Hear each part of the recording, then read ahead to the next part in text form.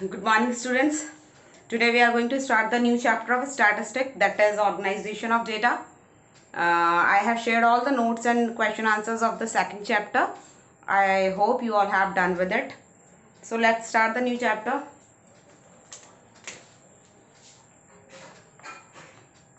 Organization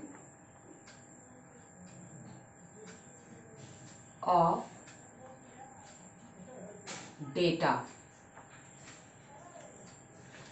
So simply is that in this chapter we are going to discuss this organization of data, how what are the method in which we organize the data in classification or in distribution or tabulation.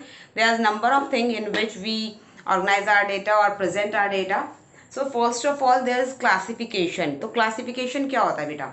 Classification वैसे generally आप लोगों ने भी कई बार सुना होगा कि classify करना या क्लासिफिकेशन करना. क्लासिफिकेशन सिंपल एक मतलब होता है कि किसी भी डेटास को या किसी भी चीज़ों को उनके एट्रीब्यूट्स के अकॉर्डिंग डिफ्रेंशिएट करके उनको क्लासिफाई करना.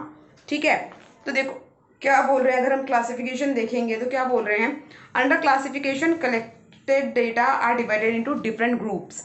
जो भी आप डेटा कलेक्ट करके लाए हो उनको डिफरेंट ग्रुप्स में लगाना ही क्लासिफिकेशन है. Homogeneous data are kept in the classification in one group. जो एक जैसा डेटा है उनको एक ग्रुप में डालते हैं. Data are classified on the basis of their features. उनके फीचर्स के बेसिस पर ही क्लासिफिकेशन होता है. And the data become comparable. और फिर डेटा को हम कंपेयर करते हैं. सिंपल सी एक बात है, जैसे मान लो हमें अगर अपने क्लासरूम का क्लासिफिकेशन करना है तो हम सबसे पहले क्या करेंगे, हम बॉयज़ को और गर्ल्स को अलग करेंगे. बॉयज़ क्योंकि एक जैसे हैं, गर्ल्स एक जैसी हैं. ठीक है, अब गर्ल्स में भी 11th की अगर हम गर्ल्स देखेंगे तो हम कॉमर्स की गर्ल्स अलग करेंगे, साइंस वाली गर्ल्स अलग करेंगे, है ना. तो यही क्लासिफिकेशन होता है. उससे क्या होता है कि कंपैरिजन ईजी हो जाता है. ठीक है, now let's discuss the objectives of classification. Objectives of classification. ठीक है, ऑब्जेक्टिव ऑफ क्लासिफिकेशन अब क्या है. तो फर्स्ट जो ऑब्जेक्टिव है क्लासिफिकेशन का वो होता है आपका to make the data simple and brief. It make the data simple and brief. कि क्लासिफिकेशन करने से क्या होता है कि जो भी आपका डेटा है जो आपको काफी वाइडर सा दिख रहा है, काफी कॉम्प्लेक्स सा दिख रहा है, वो काफी सिंपल हो जाएगा, कंपेरेबल हो जाएगा और काफी ब्रीफ मतलब छोटा हो जाएगा, है ना. मतलब आपने क्लासिफाई करके रख दिया, ऐसे टेबल्स बनाए आपने, इधर इधर ऐसे लगा दी कि हाँ इतने नंबर ऑफ बॉयज इतने नंबर ऑफ गर्ल्स. तो सिंपल सा हो गया और इजी टू अंडरस्टैंड भी हो गया. नेक्स्ट है it bring out the point of similarities and dissimilarities. It bring out the point of bring out the point of similarity and dissimilarity.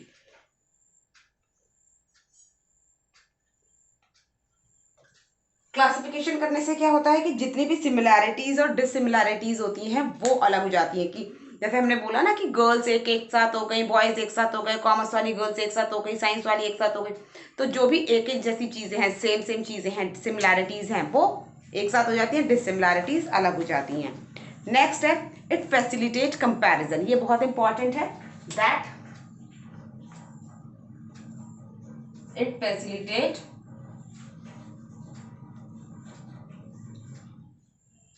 Comparison.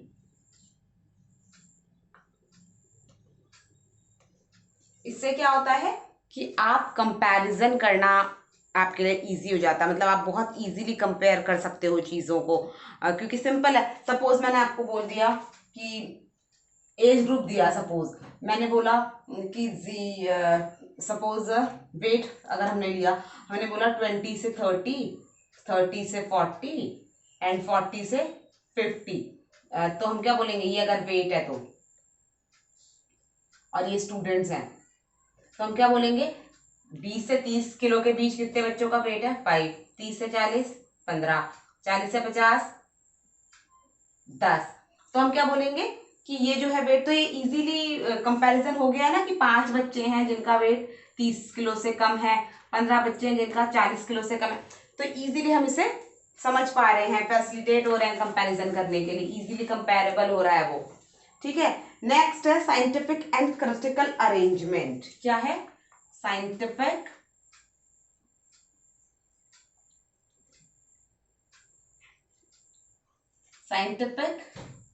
And critical arrangement. इसमें क्या होता है बेटा, classification में क्या होता है कि जो भी डेटा का अरेंजमेंट होता है वो काफी साइंटिफिकली इन द सेंस कि टेबुलर फॉर्म में, एक तरीके से। ऐसा नहीं होगा कि आपने एज के नीचे वेट डाल दिया, वेट के नीचे आपने एज डाल दी, मतलब ऐसा नहीं होगा, एक साइंटिफिक तरीके से होगा। ठीक है, and then last is reveal the basis of tabulation. It gives the basis of tabulation. मतलब क्या है इसका, कि जब आप एक बार डेटा को क्लासिफाई करते हो तभी आप उसे टेबुलर फॉर्म में लगाते हो, तभी आप उसका टेबुलेशन करते हो, है ना। टेबुलर मतलब पहले हमें पता चल जाए कि टोटल नंबर ऑफ स्टूडेंट कितने हैं, गर्ल्स कितनी है, बॉयज कितनी है, तभी तो हम उसको टेबुलर फॉर्म में लगाते हैं ना, तो वही चीज है। ठीक है, नाउ एसेंशियल आइडियल क्लासिफिकेशन, कि एक अच्छे क्लासिफिकेशन के लिए क्या क्या चीजें एसेंशियल हैं।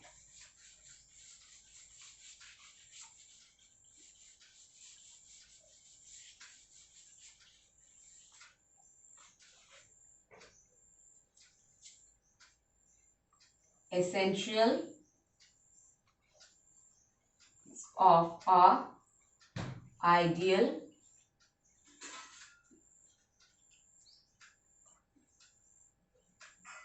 classification।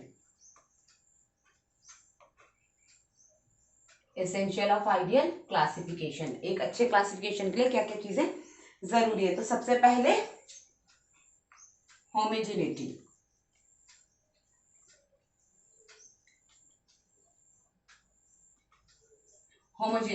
होमोजेनिटी का मतलब क्या होता है बेटा? होमोजेनिटी का मतलब होता है कि जो भी चीजों का हम क्लासिफिकेशन कर रहे हैं वो एक जैसी हो। अब एक जैसी इज डजंट मीन कि उसमें कोई डिसिमिलैरिटीज ही नहीं है, तो क्लासिफिकेशन कैसे होगा?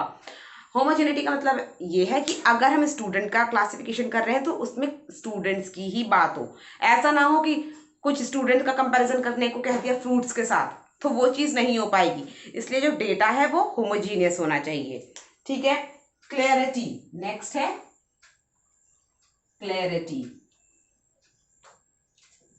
की क्लासिफिकेशन अगर हम जब भी कर रहे हैं तो उसमें क्लैरिटी होनी चाहिए, है ना। Classification should be very clear, बहुत ज्यादा क्लियर होना चाहिए हर एक चीज, कि क्या हम शो कर रहे हैं, किस तरीके से कंपेयर कर रहे हैं, क्या चीजें हमने वहां पे पुट करी हैं। अगर क्लैरिटी नहीं होगी तो क्लासिफिकेशन का कोई सेंस नहीं होता है, there is no sense of classification. Next is stability. Stability क्या बोल रहे हैं? Stability is also essential characteristic of classification. Classification of data should not be subject of change, कि हम कभी भी अगर एक बारी क्लासिफिकेशन कर दिया है तो हम उसे बारी बारी चेंज नहीं करेंगे कि नहीं नहीं नहीं ये इतनी एज वाले बच्चे इतने थे, नहीं नहीं नहीं इतनी एज वाले इतने थे, इतने वेट वाले बच्चे इतने थे, नहीं। एक बारी जो क्लासिफिकेशन हो गया उसको स्टेबल होना चाहिए, इट शुड बी स्टेबल। ठीक है, next is investigation।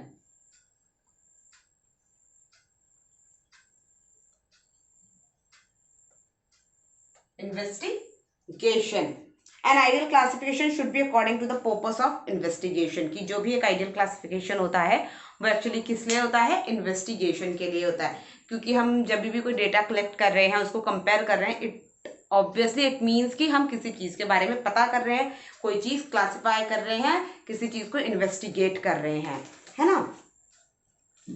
Now there is a number of methods in which we can classify the data, which we will discuss tomorrow.